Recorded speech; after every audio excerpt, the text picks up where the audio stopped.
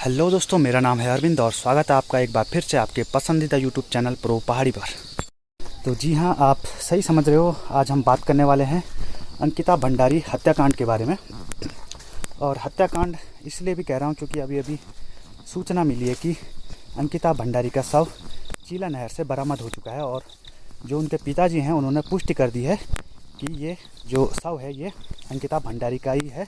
हालांकि वो अभी तक इस स्थिति में नहीं आए हैं कि वो इस बारे में खुलकर बता सकें, लेकिन फिर भी उन्होंने पुष्टि कर दी है। और अभी समय हो रहा है 9:48। और जब तक ये वीडियो एडिट होकर आपके पास पहुंचेगा, हो सकता है कि इस मामले में और भी नए नए खुलासे हों, लेकिन जितना मुझे ज्ञात है मैं सिर्फ उन्हीं तथ्यों के आधार पर आज अपनी बात रखूँगा। तो अंकिता भंडारी एक 19 वर्षीय युवती थी जो नौकरी की तलाश में पौड़ी से ऋषिकेश में एक रिजॉर्ट में रिसेप्शन का कार्य करती थी। रिजॉर्ट का मालिक पुलकित आर्य है। उस पर आरोप लगे हैं कि उसने अपने अन्य 2 साथियों के साथ अंकिता की हत्या कर दी है। कई दिनों तक जब अंकिता से कांटेक्ट नहीं हो पाए तो अंकिता के घर वालों ने जो पटवारी हैं उनके पास गुमशुदगी की रिपोर्ट लिखाई। और अंकिता के घर वालों के मुताबिक पटवारी ने इस संदर्भ में कोई सहयोग नहीं किया। फिर जब मामला पुलिस के पास पहुंचा लगभग 4 या 5 दिन के बाद, तो पुलिस ने कार्रवाई करते हुए हत्या आरोपियों को गिरफ्तार किया और मामले की जांच की। और हत्या आरोपी अंकित और उसके साथियों ने अपना गुनाह कबूल किया। अपना आरोप कबूल करते ही पुलिस ने पुलकित पर धारा 302 और 201 लगा दी है। पुलकित आर्य इससे भी पहले कई बार कानून तोड़ चुके हैं और उन्होंने लॉकडाउन में भी लॉकडाउन के नियमों का उल्लंघन किया था। तो अगर आप ये सोच रहे हैं कि ये वीडियो अंकिता को इंसाफ दिलाने के बारे में है, तो आप पूरी तरह से सही नहीं है। उत्तराखंड में आज भी ऐसी हजारों अंकिताएं हैं जो नौकरी की तलाश में बाहर तो जाती हैं, लेकिन फिर कभी वापस लौट के अपने गांव वापस नहीं आ पाती। और ये भी एक तथ्य है कि जो मानव तस्करी है उसके सबसे ज़्यादा मामले उत्तराखंड में ही मिलते हैं। और इन सब मामलों में उत्तराखंड नंबर 1 पर है।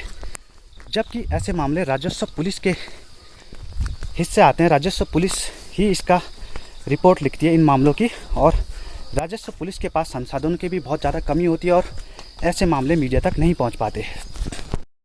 उत्तराखंड राज्य बने लगभग 2 दशक से भी ज़्यादा हो चुके हैं और हमने हजारों जो इस आंदोलन में शामिल हुए थे उन्होंने अपनी जान गंवाकर, अपनी जान की आहुति देकर, अपने प्राणों की आहुति देकर एक अलग राज्य बनाया था। सोचा था कि इस अलग राज्य में हमको इंसाफ के लिए दूर दूर तक नहीं भटकना पड़ेगा, हमें इसी राज्य में रहकर रोज़गार मिलेगा, हमारा जल ज़मीन और जीवन सुरक्षित रहेगा और पलायन में भी कमी आएगी। लेकिन अब तक ऐसा कुछ भी संभव नहीं हो पाया है। आज भी हजारों युवक युवतियाँ बाहर की तरफ रुख कर रहे हैं ताकि छोटी मोटी नौकरी करके अपना जीवन यापन कर सकें। इस हत्याकांड का आरोपी मात्र पुलकित आर्य ही नहीं बल्कि बेरोजगारी भी है। प्राकृतिक संसाधनों से समृद्ध इस धरती के संसाधनों को यूटिलाइज ना कर पाना भी एक बड़ा कारण है। और एक कारण है सरकार की उपेक्षा भरी नज़र। ये भी एक तथ्य है कि चाहे सरकार किसी की भी हो, पावर में कोई भी आए, लेकिन बेरोजगारी हमेशा ही रहेगी। क्योंकि भारत में एक बहुत बड़ा वर्ग युवाओं का है जो कि पूरी तरह से शिक्षित हैं, लेकिन नौकरी की तलाश में वो दर दर भटकते हैं। भारत समेत चीन, नेपाल, बांग्लादेश, पाकिस्तान या कोई भी अन्य विकासशील देश हो, वो इस समस्या से जूझ रहा है। और क्योंकि जनसंख्या की दृष्टि से हम लगभग दूसरे नंबर पर हैं विश्व में, और इतने बड़ी तादाद में, इतनी बड़ी संख्या में रोजगार उत्पन्न करना किसी भी देश के लिए, किसी भी सरकार के लिए बहुत ही मुश्किल कार्य है, लगभग नामुमकिन सा कार्य है। कम से कम सरकार ऐसी शिक्षा नीति ला सकती है कि जिससे हम अपने संसाधनों का प्रयोग धनोत्पादन के लिए कर सकें। उत्तराखंड में ऐसे औषधियाँ, फल और जो फसलें उगाई जाती है जो कि भारत में शायद ही किसी दूसरे राज्य में उगाई जाती है, जिनकी डिमांड तो बहुत है लेकिन सप्लाई कम है। सरकार चाहे तो इस दिशा में कार्य कर सकती है और यहाँ के युवकों को, यहाँ के युवतियों को, यहाँ के युवा वर्ग को इससे रोज़गार उपलब्ध करवा सकती है।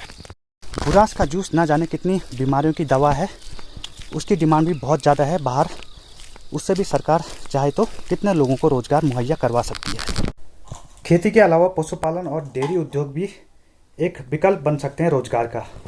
और अगर आपके पास एक क्रिएटिव माइंड है तो आप बहुत कुछ कर सकते हैं। ज़माना बदल चुका है, 5G भी भारत में आने ही वाला है और इंटरनेट 3.0 की शुरुआत भी होने ही वाली है।